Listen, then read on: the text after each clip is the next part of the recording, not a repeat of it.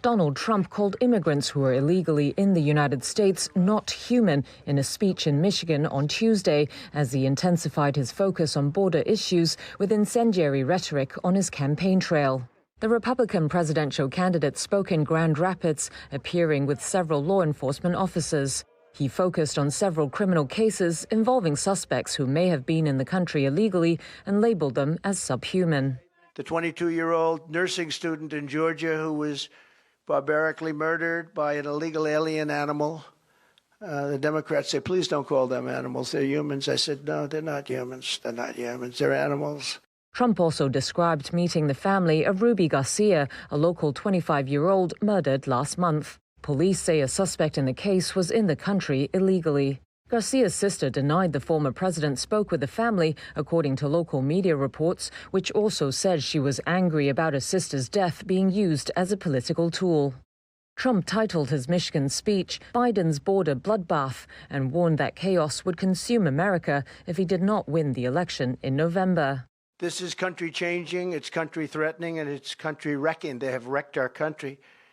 But I stand before you today to declare that Joe Biden's border bloodbath, and that's what it is. It's a bloodbath. If we don't win on November 5th, I think our country is going to cease to exist. Later on Tuesday, he gave a similar speech in Wisconsin, calling the 2024 election the nation's final battle.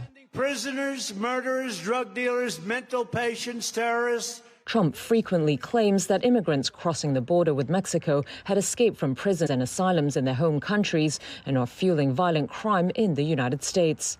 While available data on criminals' immigration status is sparse, researchers say the violent crime rate is not higher among those in the U.S. illegally than native-born Americans.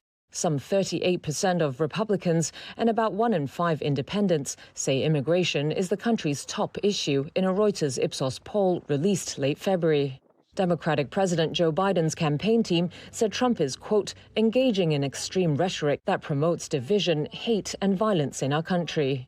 Biden, who is Trump's rival in the November presidential election, also accused Trump of pushing Republican lawmakers to block bipartisan legislation that would have beefed up border security and brought in measures to reduce illegal immigration. Michigan and Wisconsin are two swing states that could determine who returns to the White House next year. Although both Trump and Biden have mathematically clinched their presidential nominations, they were still on their party's primary ballots in Wisconsin on Tuesday.